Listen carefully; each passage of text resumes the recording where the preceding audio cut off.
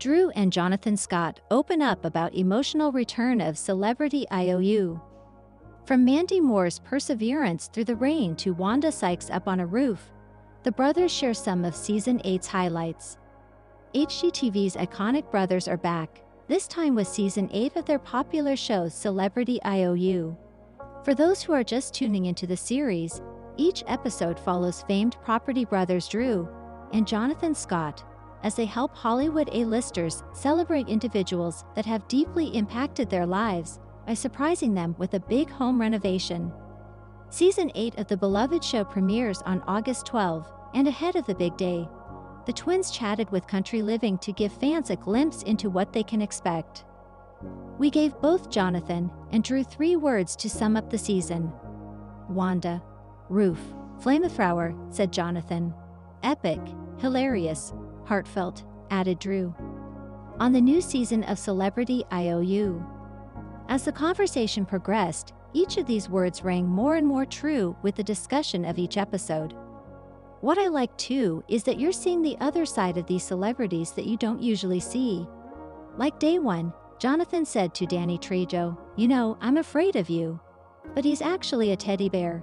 He's a sweetheart. He has a huge heart, Drew says. It's this softer side coupled with the laborious demolitions that make the show so compelling. Jonathan elaborates, you get to see the side of people that you don't expect. Look at Mandy Moore, for example. She's just this very sweet, kind, small person, and then the beast that was unleashed during demolition. I'd actually wanted to postpone that project because it was raining so hard, and it was an outdoor space, and she's like, no, we're not delaying. We're getting this done. And so she showed up, with no glam squad, with rain pouring down her face. She's saying, I'm not slowing down, we need to get the family in. And to me, that's dedication. It gets emotional too. In every single episode, there's something unexpected that makes you ugly cry. And that's just the beauty of the show, says Jonathan. Jennifer Jason Leigh, for example, knew the recipient for 4 decades. So it's one thing to give back to somebody who has been really impactful, and it's different when that person has literally been like family for 40 years.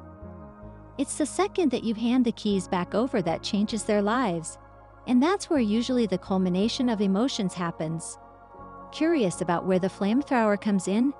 Drew says, Wanda Sykes was giving back to honorary niece Amber, and they have 2 kids, one of which was I think a year old. The problem with their house was that it had all these leaks. The roof wasn't sound, and every time it rained, it would pour onto their bed in their main bedroom suite. Plus, the house was configured so that you had to walk from the main bedroom suite through the laundry, kitchen, and all the way around to the other side of the house to get to where the kids' bedrooms were. It was not functional, especially when your kid is so little, and it was really stressful for them in that home. Wanda wanted to take all the stress away and step in. That's why she was on the roof, torching the membrane with this flamethrower. It's choosing the right celebrities that makes for such compelling episodes. We have a no assholes rule. We want people who are really dedicated. None of these celebrities get paid to do the show. They volunteer their time because they care that much for the recipient, Jonathan explains. On the future of the series, I feel like every time I turn on my social media, I've got Wolverine and Deadpool popping up.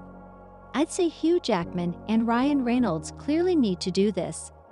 Jonathan continues, we would love for, on our social media or anybody who's following Country Living, to hit us up on social and tell us who you'd like to see on the show because we love diversity of stories.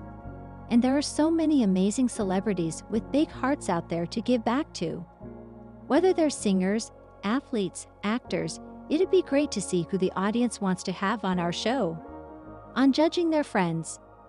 If you don't get enough of the duo in this season of Celebrity IOU, be sure to catch them on HGTV's 100-Day Hotel Challenge. Jonathan and I are judging the competition, and I'm excited about it because a lot of the competitors, hosts you've seen on HGTV for a long time. We've known them for years, says Drew. Like Scott McGillivray and Brian Baumler, we've known them for 15 years or so.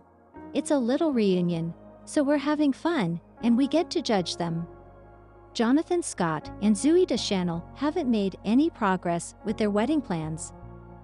The 46-year-old TV star and Zooey, 44, got engaged last year, but the loved-up couple have been having too much fun to think about their wedding plans in any real detail. Speaking to Us Weekly, Jonathan quipped, "I'm actually sick and tired of myself, not figuring it out yet. We haven't had any progress. We've just been having a ton of fun." Jonathan and Zooey initially assumed that they would tie the knot in 2024. But Jonathan joked that he now needs to find a date that's convenient for his brother, Drew Scott. He said, "We got engaged, not this August, but the previous August. We've assumed maybe it would be this year or something. But the first text I got was from Drew saying, 'All right, I'm going to need to get the dates because this isn't convenient for me.'" Jonathan previously admitted that he wants to have an intimate wedding when they eventually tie the knot. The TV star explained that already have a firm idea of what they want their wedding day to look like. He told Us Weekly, "The ceremony and the pomp and circumstance, we'll get that out of the way, and then it's the reception. It's going to be a blast." Jonathan and the new girl actress were very different people during their younger years. But he suggested that their interests and ambitions have become more closely aligned over recent times. He said, "I mean, we've both been married before, but even when we were younger, you're looking for different things, and who knows what we were looking for at that time." Jonathan Scott shared an after-school hack to get kids to talk, and we are definitely trying this. "How was your day?" "Fine." "What did you do today?" "Play at recess." "Did you learn anything?" "I don't remember." And repeat forever. These never-ending conversations between parents and their school-age children are exhausting and not very productive. But if you really want a better insight into your kids' lives, Jonathan Scott has a tried-and-true way to do that. The Property Brothers co-host shared his after-school hack for getting kids to actually open up, and you'll want to save this idea in your phone.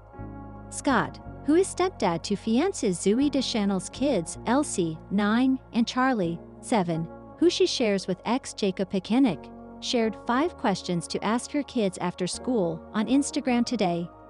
These are instead of, "How was your day?" which typically only gets you a one-word answer. The questions are, "Did anybody do anything nice for you today?" / "Did you do anything nice for somebody else?" "Did you raise your hand in school today / were you called on?" "What was the most boring part of your day today?" "What did you say that made your friends laugh / what did they say that made you laugh?" Scott adds, "These questions just create a dialogue. Give it a try, it worked for me. These questions are genius, and I love how open-ended they are."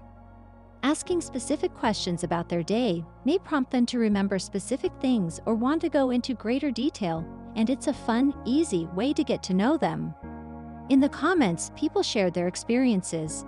"Each day I ask my grandson most of these same questions as well as, 'Who did you get to help today?' or 'Who helped you?'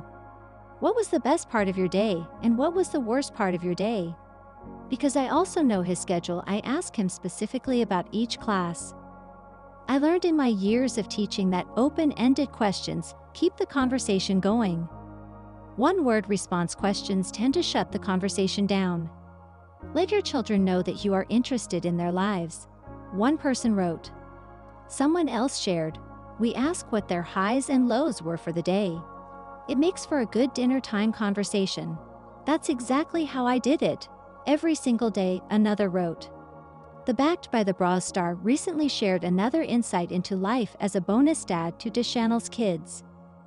In a blog post called Drew and Jonathan's Back-to-School Tips for a Chaos-Free Fall, written by his twin brother and co-host Drew Scott, he shared that he and Deschanel helped their kids go to sleep smarter. "Our bedtime habits remain predominantly the same between summer and the school year.